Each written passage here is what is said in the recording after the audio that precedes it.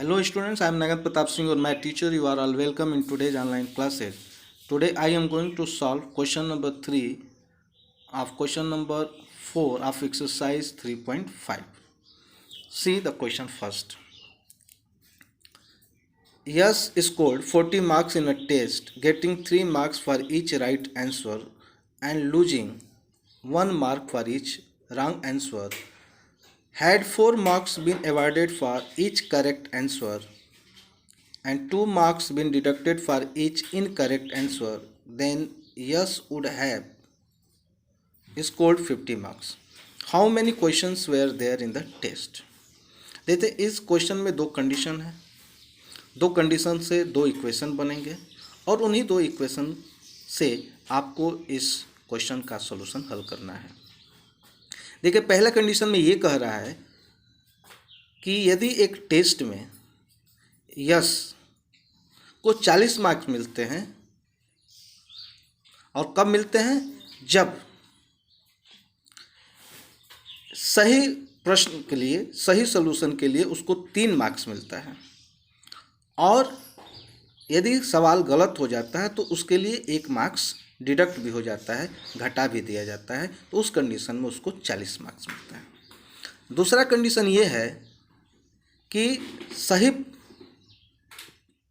Correct answer के लिए सही आंसर के लिए जब उसको 4 मार्क्स मिलता है और गलत के लिए 2 मार्क्स डिडक्ट कर दिया जाता है, तब उस कंडीशन में यस को 50 मार्क्स मिलता है।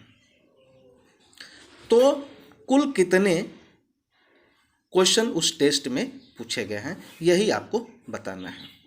फिर से समझ लें, जब सही आंसर के लिए 3 मार्क्स, गलत के लिए 1 मार्क डिडक्ट किया जाता है तो यस को 40 मार्क्स मिलते हैं।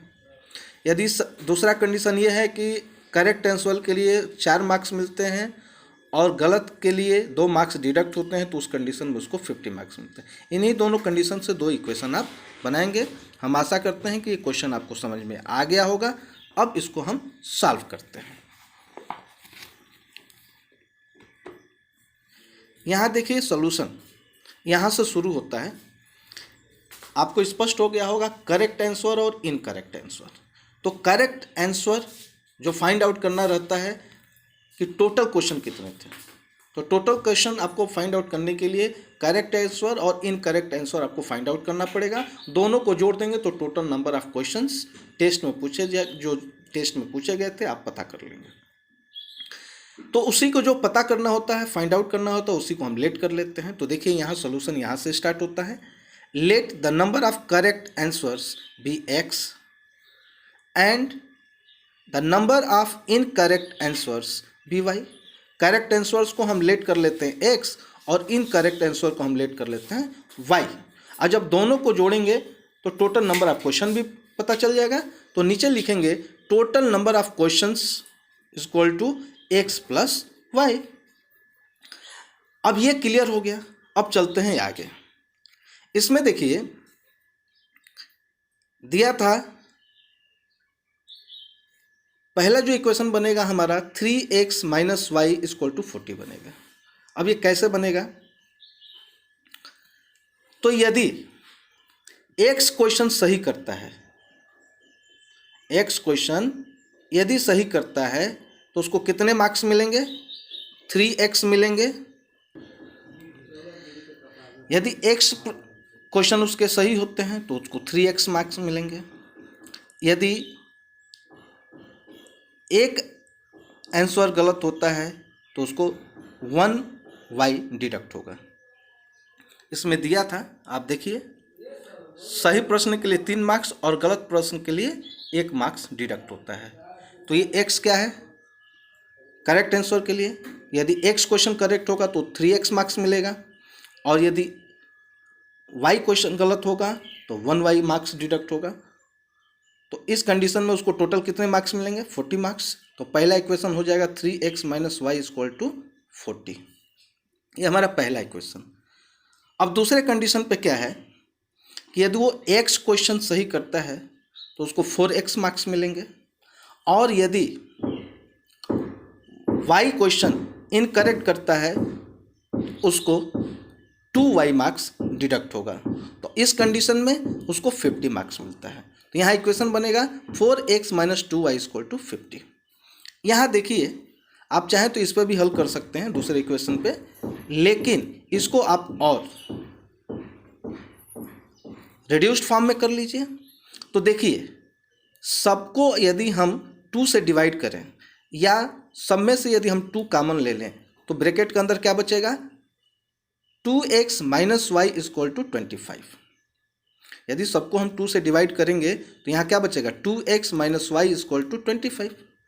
या तो आप लिख दें कि डिवाइड बाई 2, या ऐसे कर लें कि जो कॉमन हो रहा है उसको बाहर ले लें, आप बाकी को ब्रैकेट के अंदर लिख लें। तो 2 × इन ब्रैकेट 2x - y = 25, और जो ब्रैकेट के अंदर है वही आपका फाइनल इक्वेशन होगा, 2x - y = 25, और ये हो गया दूसरा इक्वेशन।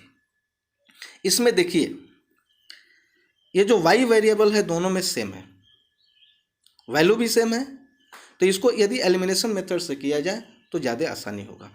इसलिए इसको हम किस मेथड से करेंगे, बाय एलिमिनेशन मेथड इसको हम सॉल्व करेंगे। और यहाँ किस मेथड से सॉल्व किया जा रहा है यहाँ मेंशन हो जाना चाहिए। Subtract equation 2 from equation 1। Equation 2 को इक्वेशन 1 में से सब्ट्रैक्ट करेंगे। जब साइन सेम होता है तो सब्ट्रैक्ट करते हैं, जब साइन अपोजिट होता है तो ऐड करते हैं। अब यहाँ पहला दूसरा इक्वेशन लिख लेंगे, 3x - y = 40, और तब उसमें हम सब्ट्रैक्ट करेंगे पहला इक्वेशन 2x इसमें सबसे ऊपर लिखेंगे पहला इक्वेशन 3x - y = 40, और इसमें हम सब्ट्रैक्ट करेंगे दूसरा इक्वेशन जो है 2x - y = 25। आप जानते हैं जब सब्ट्रैक्ट करते हैं तो साइन चेंज हो जाता है, या प्लस है तो माइनस, या माइनस है तो प्लस, या प्लस है तो माइनस। अब ये देखिए, -y + y कैंसिल हो जाएंगे। अब यहाँ क्या बचेगा, 3 में से 2 गया तो क्या बचेगा, x। अब 40 में से 25 गया तो क्या बचेगा, 40 में से 25 गया तो क्या बचेगा, 15। इस तरह से x = 15, यानी x की वैल्यू 15 निकल गई। जब x की वैल्यू 15 निकल गई तो y की वैल्यू निकालनी है। तो y की वैल्यू निकालने के लिए आप किसी भी इक्वेशन में, पहले या दूसरे इक्वेशन में x की वैल्यू पुट करेंगे तो y की वैल्यू निकल जाएगी। अब आगे क्या करेंगे, now put the value of x in equation 2। चलिए हम इक्वेशन 2 में ही x की वैल्यू पुट करते हैं, तब क्या होगा। तो सबसे पहले इक्वेशन 2 लिख लें, 2x - y = 25। अब इस इक्वेशन में x के जगह हम 15 पुट कर देंगे तो क्या हो जाएगा, 2 × 15 - y = 25। तो ये आ जाएगा 2 × 15 30, 30 - y = 25। अब ये 30 जो है राइट साइड चला जाएगा, तो राइट साइड जाएगा तो माइनस में हो जाएगा, तो -y = 25 - 30।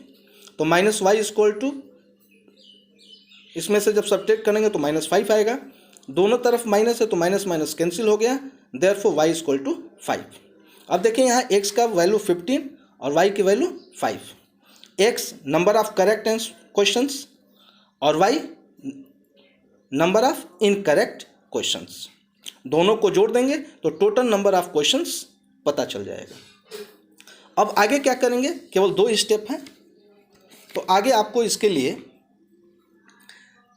x + y = 20, x की वैल्यू 15 आई थी, y की वैल्यू 5 आया था, दोनों को जोड़ देंगे तो टोटल नंबर ऑफ क्वेश्चन निकल जाएगा, जो कि हमने टोटल नंबर ऑफ क्वेश्चन के लिए यहाँ लिखा था x + y। इसी चीज़ को हमको यहाँ मेंशन कर देना है कि x + y = 20। अब नीचे केवल एक लाइन लिखना है कि hence total number of questions is 20। इस तरह से क्वेश्चन नंबर 1 का सॉल्यूशन कंप्लीट होता है। हम आशा करते हैं कि आप लोगों को ये क्वेश्चन नंबर 3 समझ में आ गया होगा। यदि कोई भी कन्फ्यूजन हो आप कमेंट बॉक्स में कमेंट करें। तब तक के लिए धन्यवाद।